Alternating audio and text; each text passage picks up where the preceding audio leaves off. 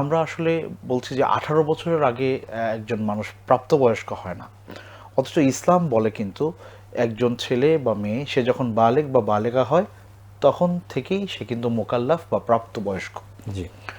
তো তখন থেকেই একজন ছেলে হয়তো 10 বছর, 11 বছর, 12 বছরে সে বালেগ হয়, তখনই তার মধ্যে এই জ্ঞানটুকু দিতে হবে যে সেন্স অফ অ্যাকাউন্টেবিলিটি, জবাবদিহিতার একটা জায়গা তাকে জানাতে হবে।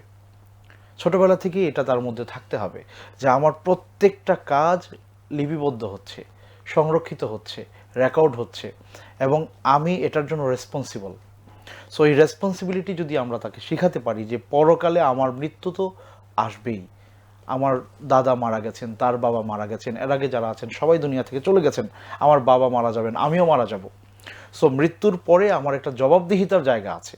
এই জ্ঞানটা যদি আমরা বাচ্চাদেরকে ছোটবেলা থেকে দিতে পারি, তাহলে সে আল্লাহর পাকড়াওয়ের ভয়ে, শাস্তির ভয়ে সে এই অপরাধ প্রবণতা থেকে দূরে বেঁচে থাকবে। আসবে।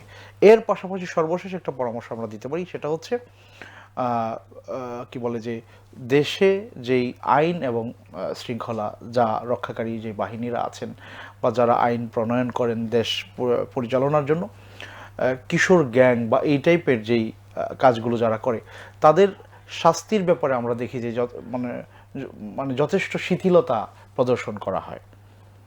সো তাদেরকে কঠোর হওয়া বোঝাতে দরকার। হবে, হ্যাঁ বোঝাতে হবে, তাদেরকে ধরে বুঝ দিতে হবে, কিন্তু এর পাশাপাশি শাস্তির জায়গাটা আমার মনে হয় আরও বাড়ানো দরকার। এতে করে ভয়ে হলেও তারা বিরত কমপক্ষে থাকবে। অপরাধ থেকে বিরত থাকবে। জি।